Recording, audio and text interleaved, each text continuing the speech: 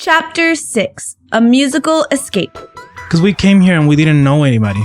It was just the two of It was us. a start over, and it is a roller coaster. Like you have really highs or really like down, and it is hard when everything is new.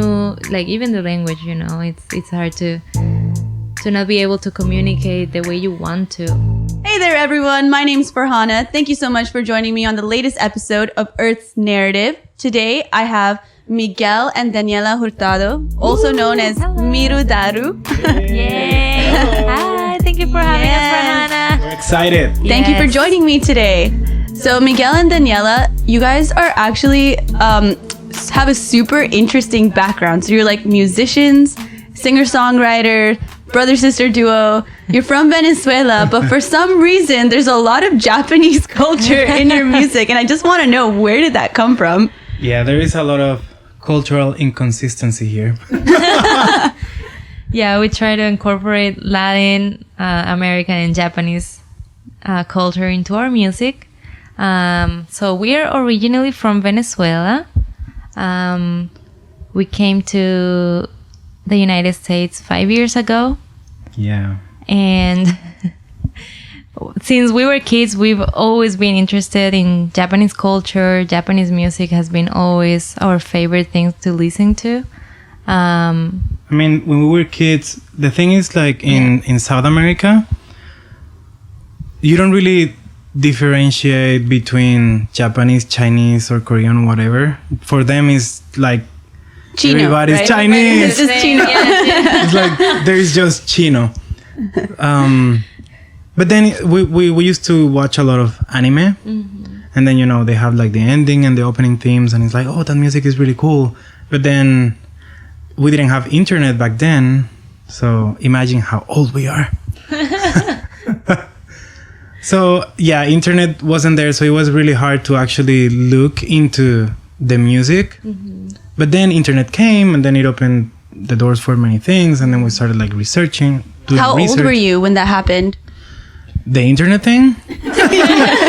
Listen, are you trying to get my age right now? Decades ago. Oh man, have we reached that point in our lives? Oh my gosh, yes. Yeah, now we start to look back. Oh. Well, so is Japanese culture, is it like very prominent in Venezuela? You guys are from Caracas, right? Is it? We are from Caracas. We were born there. But we used to live in the border with Colombia in a town called San Antonio Yeah, it del was a Táchira. very small town. Very, very small town. Yeah, so you didn't really have access to anything unless you went to the big cities and they had like maybe classes, but it was very limited. It's not like here that you can find a lot of different activities and classes for different things. Over there is very limited. So basically when we got access to internet, that is when we could start studying and listening to music. It sounds like we were living in the jungle. Yeah, we also used to watch a lot of Japanese dramas. Okay. And like on TV, on your computer? On the computer. On the computer, yeah. Yeah, so you Yeah, guys 'cause just like in Googled it? Or Sorry, what? Go ahead. So the thing is that in Venezuela, Japanese culture is not that prominent, but the anime and manga culture was. Okay. When Venezuela was like in a good state, because right now everything is totally messed up and there is no access to anything anymore. But back then, there were a lot of events and there was a lot of people interested in that, and it was. Even though we don't really have a lot of like a big Japanese community, there is a very, very small one, and it is based in Caracas. So there is like the embassy held these used to held these events, culture related events and stuff like that. But yeah. And then you guys, when did you guys go to Japan? Because you went to Japan, right? At some point. I went first on my own in 2010. And that was a great experience. I mean, back then I already started like studying Japanese, and I was into the music and the performing and the stuff. But then But then getting there was it gave me a whole new perspective, and it was like, oh my God, this is all that I dreamed of and more. So What is it about Japan that made you feel that way? there is something about, it's always been the music. It's always been the music what has connected us to everything else. I think music and fashion has been always Yeah. what has drove us to like Japan so much. Like you go there and it's like another world. It's Yeah, I mean, it's out of this world. And the food. And the food, oh my god. Talk about food, oh my god. yeah. So everything started with the music. Everything was about the music, and because there is something about Japanese music that is very unique, and I think we apply that principle in our music now, and is that they bring their traditional culture into popular music. You don't really see that in many other cultures. I mean, it depends who we're talking about, because Bollywood is big, bringing like this. Not recently. As of recently, Not recently? oh my gosh, it's so upsetting. But as of recently, they're just very like mainstream now and stuff, and I'm just like, Because I love Bollywood, and that's one Yeah, thing that I Bollywood love about dancing. Bollywood too, that they bring all these traditional cultural aspects into this popular mainstream form of entertainment, and that is something that we really loved about Japan, that they had like. Yeah. And they also incorporate different genres in one artist. So like one artist can have like rock, jazz, pop in one, single thing. So it was really interesting to see the live performances and everything, how they put everything together. It's very versatile. Yeah. yeah, And like here in America, when and we get this question a lot, like, what's your genre or what kind of music do you do? And then we're like, We're like, we don't really know what genre we are. we're genre free. Yeah, some people say we are like experimental or Yes, we get that a lot. or maybe jazz, yeah.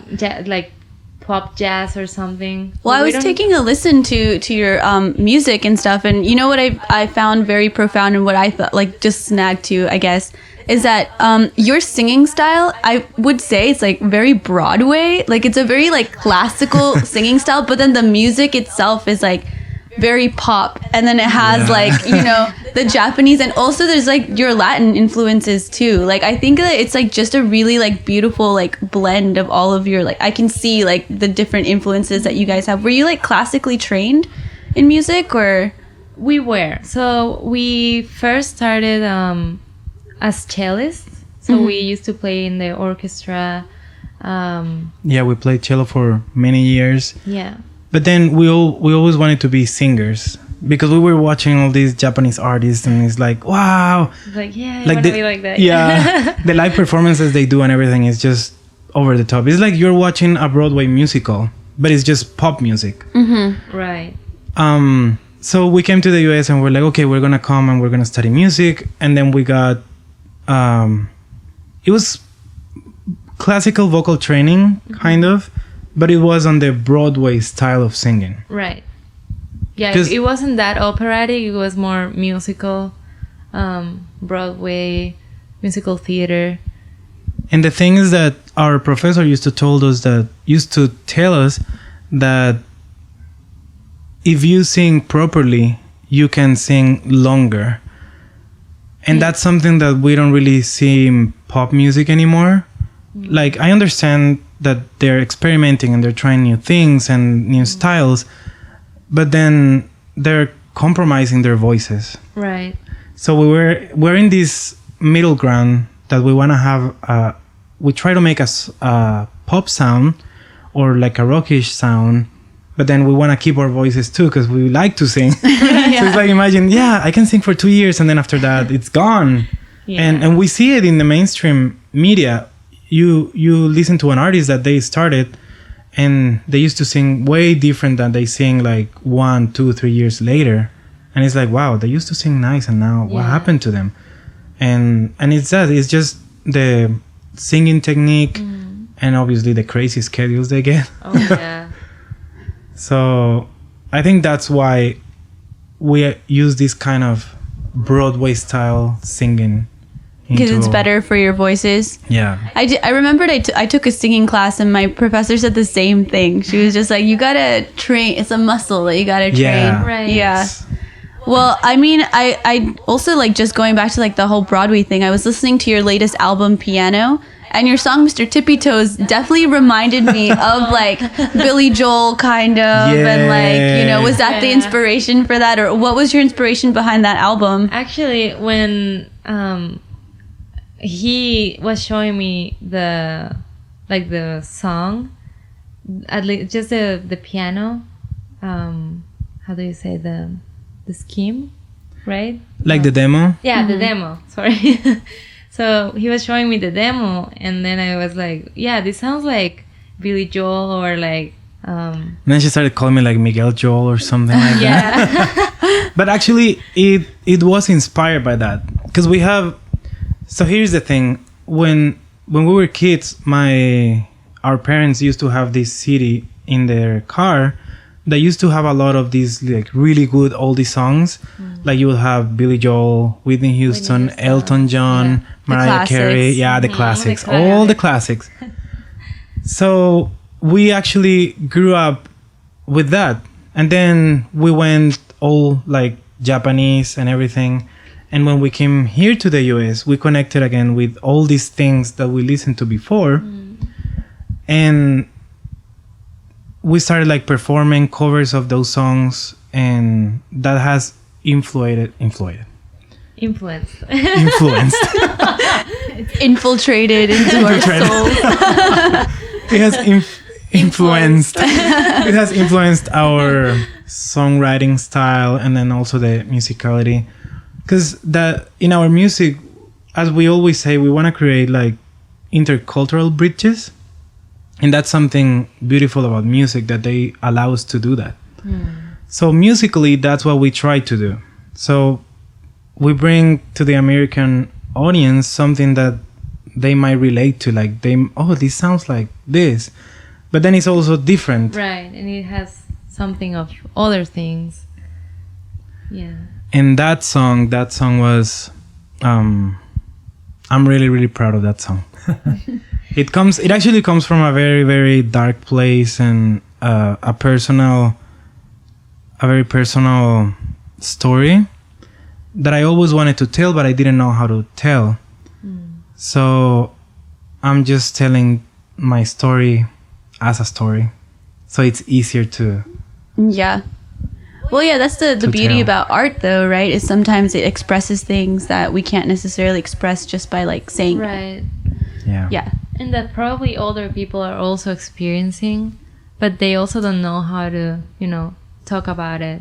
And then they can just hear the song and feel identified with it. So piano has been. It's been like an introspective, looking into some of our fears, some of our pain, and trying to softly tell the stories behind it.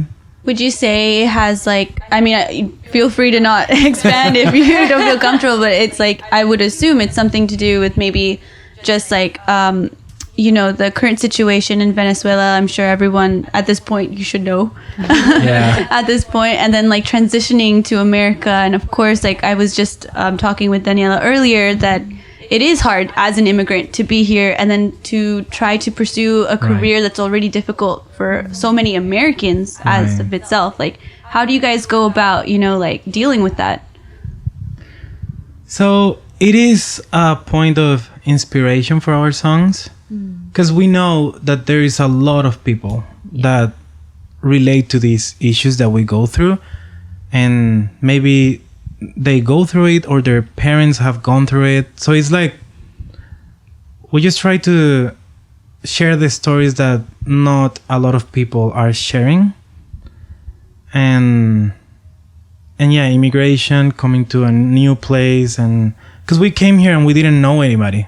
It was just the two of us. It was a start over, and it is a roller coaster. Like you have really highs or really like down, and it is hard when when everything is new, like even the language, it's hard to not be able to communicate the way you want to. And through our songs is great, because with the music or just a little piece of lyrics, you can say so much of how you feel, and it's just really good. That feeling is amazing. So coming to America has been quite an adventure. And if you listen to all of our songs, you're gonna be able to know about the story. It's been 5 years of songwriting and experiences, and there are many things that we just cannot say straight, but it is there in the song. So if you really pay attention, like even if the song sounds like, oh, this is a really nice dancey song, there is a story behind it, like a really deep story behind it. Yeah, it's like your life mapped out in music, right? Right. Yeah. Exactly. And like you know that you've been mentioning about like it sounds like Broadway and stuff, so it's like, well, maybe we should write a musical. Maybe we're writing a musical already. Slowly but surely, right? That's how it starts. So did you guys were you already pursuing, I know you said that you were a celloist like from like studying classically before, but then were you already pursuing music in Venezuela before you left, or was that something that you started to take very seriously once you came to the States? So for me, I just had, like, when I came here, I had just graduated from high school, so I didn't really know what I wanted to do. I knew I wanted to do something related to music, but then when I got here to the United States, that's when I realized that that's what I wanted to do. I got the chance to go to Japan and participate in a Japanese TV show, and that opened like a new perspective of how it feels to perform in front of people and then be on TV. What TV show was this? Oh, it's called No Dojiman the World, and they bring foreign people to perform Japanese songs. And so after performing there, I was just like, yeah, this is what I have to do. And then I've been always singing with my brother, and I feel happy. Just, we're very close. We're like best friends, and my bestie. And we get along really, really nicely. Our voices complement each other. So we said like, okay, we're gonna do this, and we started street performing actually. And that's where we met you. And that's where everything began. That was a really great school.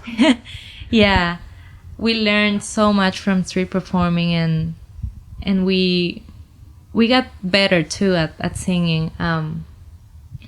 And that's how our journey as singers and MiruDaru began.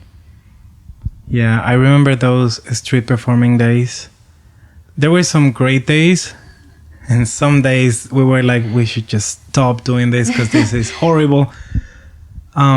What's your craziest story? The one that upset me the most, that I was like, screw this, I'm done with this. Like, throw it all away. Yeah. It's over. Yeah, we were singing, Third Street Promenade used to be a little bit different before. Mm-hmm. So there were more restaurants and there were more like spots where people could see you. So we were singing in front of this... Cabo Cantina, I think. It was Cabo Cantina, yeah.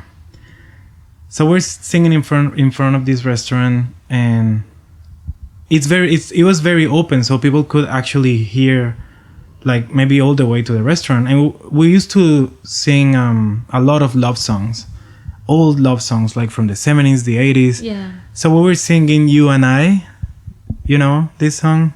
By... I forgot the name. Jesus. And now I'm a terrible person with names. But we were... What's your name? Who it is? So we were singing this song, and the point is that it was a love song. Mm-hmm. So then this guy comes out of the restaurant, and he threw a pack of condoms in the box. And we were having a really hard time. Our family couldn't afford to get us a lot of equipment, so we only had like this little speaker and one microphone. So we were singing like next Together, to each other under the sun. It was hot, like. So the guy comes and he throw this condom pack there, and it's like, go get a room. And I'm just like, I mean, we finished the song because, you know, show must go on. You guys are professionals. Right. And But right as after we finished the song, I said on the microphone, like, do you realize how disrespectful you are? And we are brother and sister. You shouldn't do this to anyone. And that, like, put us down. My sister, imagine, like, my sister was like, you know what? We should just leave. Let's just go, because you are giving your everything. You're pouring your heart out. right. We're going through. And you know, people don't know what you have to do in order to just stand there, and it takes a lot of courage and guts to be singing on the streets. So close to people. So close to people. Yeah. It's really hot. You have to carry a lot of things. We used to carry like a huge suitcase with everything, and it was heavy, and you had to be like always thinking about parking. Oh my god, I'm gonna get a ticket or something, and we have to walk and a also long like time. and also everything that was going in Venezuela at the time, because Right. you could only hear bad news, like, oh, these whoever I don't know, these people was killed and they're having protests and people is dying and the press is being silenced. So we were going through so many things at a time. We were so worried about our parents, our family. Sometimes we didn't even have like anything to eat that day, like for example if we were performing. And then that was our way to cope, by singing, by sharing the stories. Like, we wanted to show like we are trying to stay better. And then this guy comes and it's just like whatever. And it's that was pretty hard on us. We went home that day and we were like, well, now what? My sister was barely talking. After that, she was just like in her mind very upset about it. Yeah, very sad. But then, you know, there are good things that happen too. Like, there are beautiful people who support like you. And we meet beautiful people too. And well, yeah, I was just gonna say, like, you know, that situation aside, like, you definitely were. I mean, there's so many performers out in 3rd Street all the time. Some of them crazy. I remember this guy like tried to fight me one time. It was crazy. The one with the straw hat. I don't know if you guys remember. Yeah. He was very aggressive. Very aggressive. Yeah, but then I just remembered, like, even when I had my bad days, you know, hosting in the restaurant and stuff and just standing there super bored, and whenever you would play your Disney music on the cello and stuff, like, that would make my shift immediately better. So it's like, that's the beauty of music, right? It's like you're just creating like memories and beauty and just like the art that's like, you know, I'm glad you guys didn't decide that day to like drop the and it's just mic. as you say, because and that's the thing about everything, because this is for everything. It's not just for being a musician or whatever. You have a choice, and yes, something bad happened to us, but we also thought about all the people that we touched with our voices and our music, and the people who was like, you guys never give up, keep going on, you guys are good. And we tend to you also never know, like, you're going through a lot, but you don't know if someone is going through worse. So it is really nice to think that with your music or doing what you're doing, you might help someone else who's going through something worse than you. So that's something that also help us keep going, because we like to see people happy and enjoying, and it was very warming. How do you say? Heartwarming to see people like dancing on the street with us and having fun. Some people even gave us food or things like that. So it was, or they would like give us donations. They were like, here, this is for your school or stuff like that. Like, and we were like, that's the reason why we're doing this. It's just for people to connect with people, to share messages, to share stories and experiences, and like to feel better all together. And even though remembering it makes me upset, it also brings me this thing that is like, if that wouldn't have happened, I wouldn't have gotten stronger. And that happens like, because this has been a crazy journey. Like, our stories are to like write a script for a movie. But these really hard experiences, they make you stronger, and you have a choice to do something with it. Can I make something better out of this, or I can just be like upset at the world and then just screw everything. So we keep trying to do on the better. It's getting harder, but we're trying. Well, you know, in difficult times too, that's when people, I've noticed throughout history, whenever you learn, it's like during the most difficult times, that's when art is like the most necessary. Yes. Because like, I mean, especially right now with the way that our country is going, you know, not only the pandemic, but of course like the whole like racial tensions and the immigration tensions, and just we have a psycho for a president. You know what I mean? There's too much going on. There's too much going on, and it's like, it's good that you guys are like creating things that, you know, will like just create a community around your music and, you know, bring and uplift people in that way. I think that that's like honestly just the most honorable thing that someone could do with their lives. It's just like, you know, spreading, like sharing that cultural exchange, sharing all of that. Yeah. And now that you mention it, and that's, I was hoping you were going to touch that topic today. Because that's something that is happening. It's a movement now. Like, artists are now trying to talk about things that really matter. It's not just about like, oh, let's party. Oh, yeah. Oh, sex. Drugs. It's turning in a different direction. Right. Like, just you're talking about things that matter. You're interviewing people that is real, that they are out in the world, whose opinion counts. Yeah. And can really make a difference, because now we learn from real people. It's not just a manipulated piece of information. It's everything is just real. Yeah, organic. Yeah, that's the way it should be. And a lot of artists are doing that. Musicians are doing that. They are singing about things that matter. And this is a moment in history where, I don't know, let's say 10 years from now, when you go back to the songs that were made during this year, you're going to realize like, wow, there was growth, like, you know? And then you have WAP. Which, not going to lie, I do love that song. Well, no, I mean, it's good to have fun too. I mean, we need that too. Yeah, we need both. But we were partying all the way from the 2000s. It's been 20 years of partying. A blur. It's all a blur. And yeah, don't get me wrong, we love pop music and like, yeah, we love a good party too. Yeah, I mean, we're Latinos. Hello. No, yeah, I definitely see that that's like a trend. It's not just with artists too. I mean, you see athletes also like stepping up, like the I believe it's the Wisconsin Bucks, the basketball team, just recently, they decided not to play in honor of like Black Lives Matter and protest for that. You have Colin Kaepernick and things like that, and then you have artists all over that. Even Cardi B like had a interview with Joe Biden recently, which I think is so interesting because it's just like, and it makes me a little sad when I saw the reactions for that too, because people were just like, oh, she doesn't have a right to say something, stick to like entertaining. But that's not. Yes, I think, and I think we need more respect towards everybody, and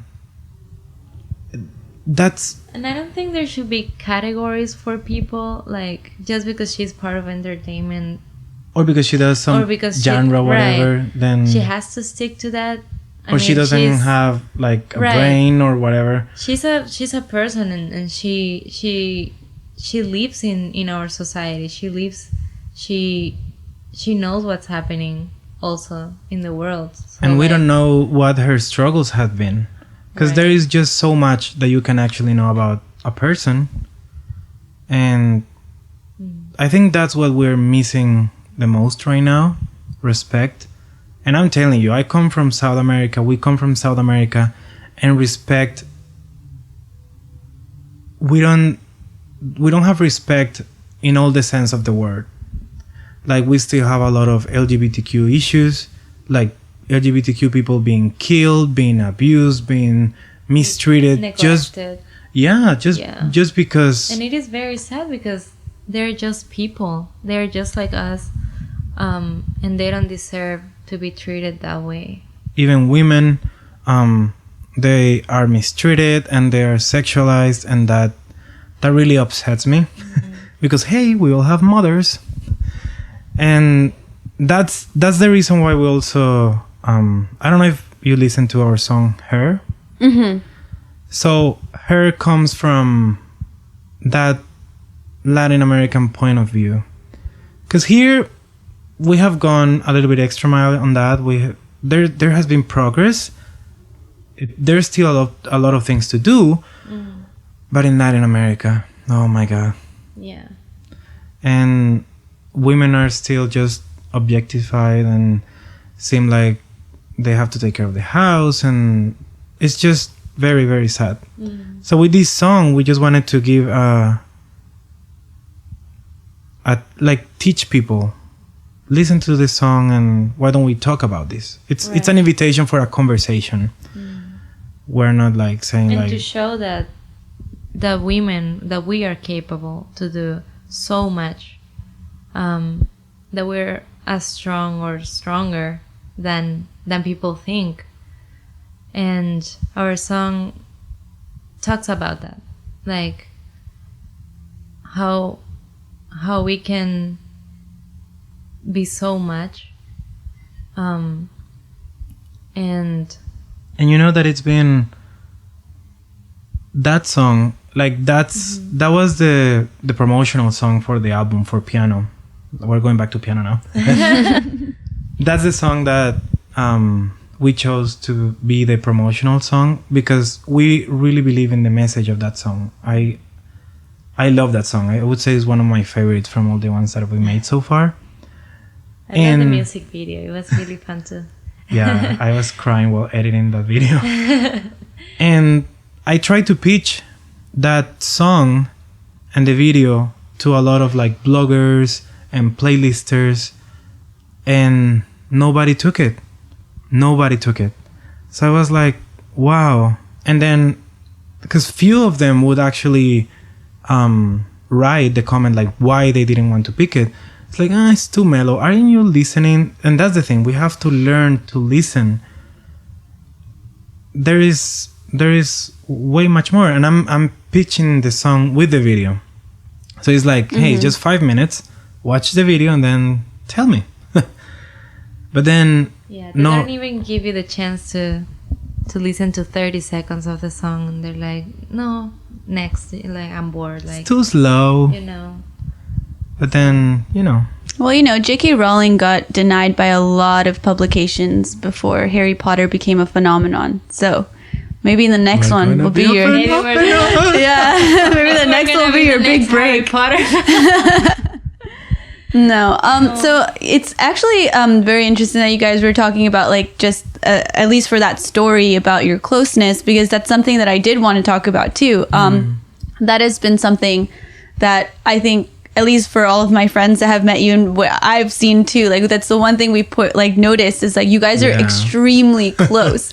And that is just not common in America at all. I don't think it's common anywhere in the world. For brother sister especially, like sisters I kind of get it, but like for a brother sister, like that's very uncommon. Have you guys always been this close, or is it just because you came here like by yourselves and you had to forced to be? We've always been this close. Always, people think that we're the same age, like we're or twins. that we are a couple. Yeah, we always it's get that either too. twins or like husband and wife, but no, we're like 7 years apart. And people are always amazed by that because we're so close. We do everything together. And we share the same interests. Yeah. We like to do the same things. So I don't know how it happened. But yeah. Well, but on we used to do my things- side, because I'm gonna disclose like some information here. Just for this podcast, Earth's Narrative, the biggest exclusive secret. So I don't even know what he's gonna say. I'm so like I'm at the edge of my seat. I don't even know. okay, so you guys ready? Okay. I'm the oldest one. But sometimes I get away with it because my sister wears makeup, so she They looks always more. put me like 30 years or like 27. But Yeah. I'm 23. So Exclusive. I'm 23. Oh shoot! Oh, we oh. just aged Oh, him. no. He's been trying to avoid it this whole time. So yeah, what I was going to say. I don't know. We didn't know. Oh yeah, so I'm older, and I always wanted to have like a little sister. So when my mom told me that she was pregnant and everything, I was very excited. So I've been excited my whole time, like Oh. for her to come. Oh. Oh. And then she came, and yeah, we've been close to her. I was very close to her cradle when she was little.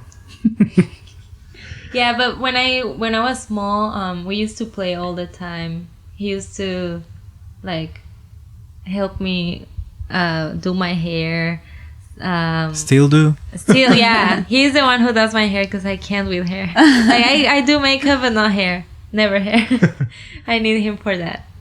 And then when he got into the Japanese culture first, and he used to draw manga. He's a really good drawer. Drawer. I'm a good drawer. Like a drawer. Artist. I'm good at keeping your underwear and your socks. And I used to always like watch him, and like he was my inspiration. He's always been my inspiration. Like everything he did, I wanted to do. So like he would teach me how to draw, but then I usually get bored really quick with things. Like I have to move on. So I left drawing, and then he started, listening to music, and I liked that. So we started sharing more and more. Yeah. And then we started playing cello. He actually taught me how to play the cello. And sometimes it's tough because he's tough on me, but but it's fun to be with him. People always ask us if we fight a lot because it's pretty common among siblings. We only fight when it comes to like MiruDaru decisions or stuff like that. Like if we have a performance and we have to pick a costume, then she has her ideas and I have my ideas. Then it's like the so whole Just more creative. it's more on the Differences creative side, yeah. Yeah. But otherwise we're very, very close and we look for each other and we take care of each other. I love that. I love that there's like, it's like just so pure, like the relationship, honestly. I wish that more people, if they can't be as close as you guys, because I know it's a very difficult thing to become that close. But at the very least, it's just like, I wish it was more normalized, and it was just like more like common place and things like this. Because I think the world would be a way better place if people were just more like open and loving and vulnerable with each other. Yes, That's true. I do agree, and that's actually the engine of our music and our form of art. It's love. It all comes from love, from the experiences we share together. And if she's going through a breakup, I go through the breakup with her, and then we write songs about the breakup, and then we hate the guy together. And it's Lucky you've always got backup. Yeah, and but it should be love. You're right. We need more love in this world, and that's what we're trying to do with our music. It's just more. Let's talk about love. Let's just feel love. Let's have fun together. Let's care for each other. Let's respect each other. We need that. Right. Yeah.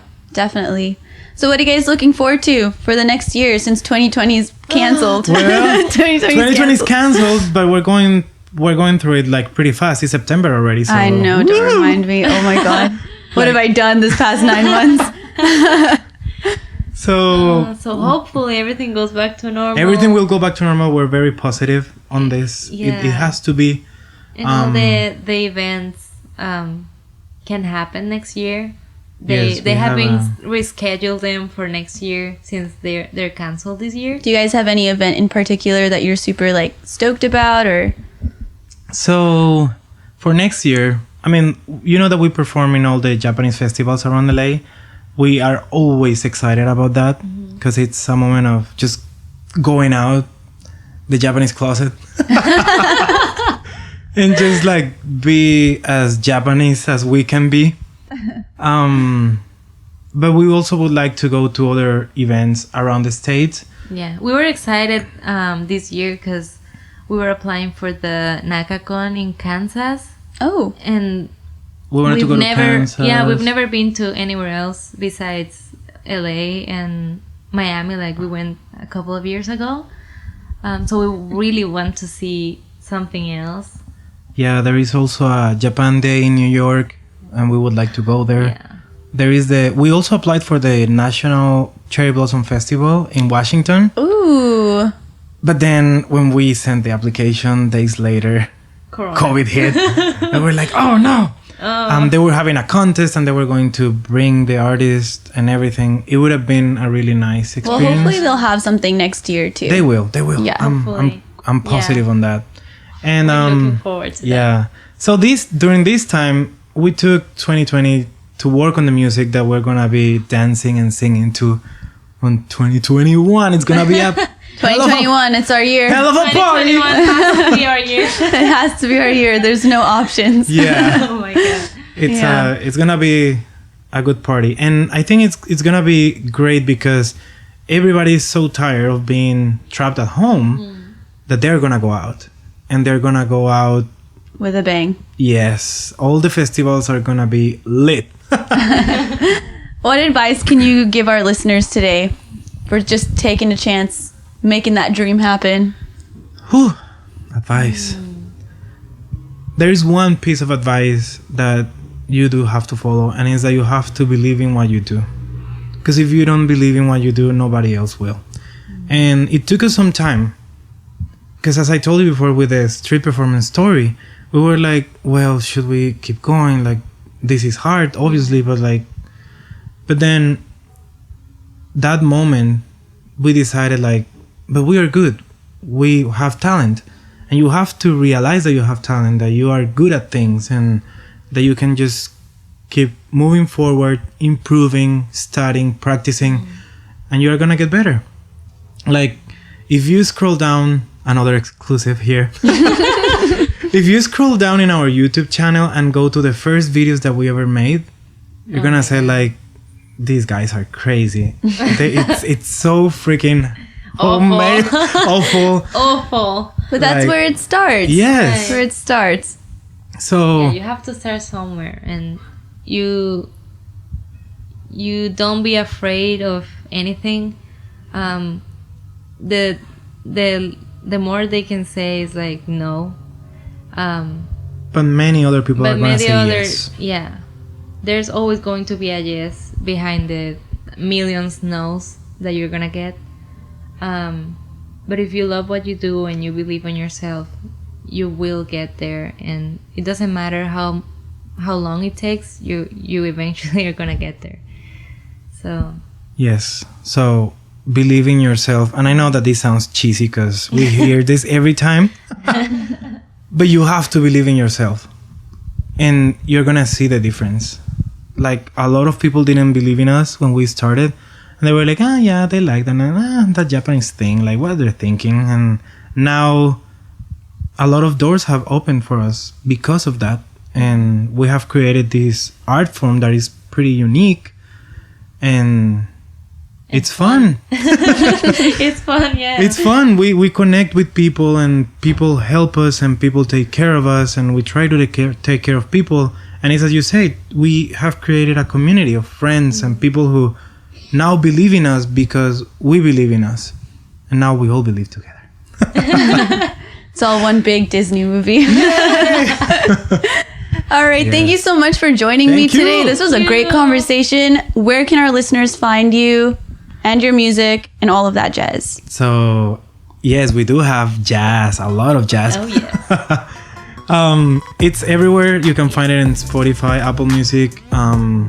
We release our music in all the platforms, all the streaming platforms. Yeah, it's also available on Amazon, our YouTube videos. All our music videos are on YouTube. If you look for MiruDaru, you're gonna find us.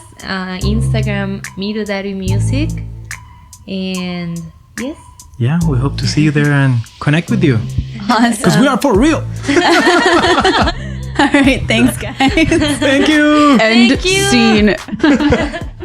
All right, everybody. Thank you so much for listening to the latest episode of Earth's Narrative. If you like this show, don't forget to hit the subscribe button down below, as well as the bell button so you never miss another notification on when there's a new episode. Also, don't forget to smash that like button for the YouTube algorithm so others can find this show.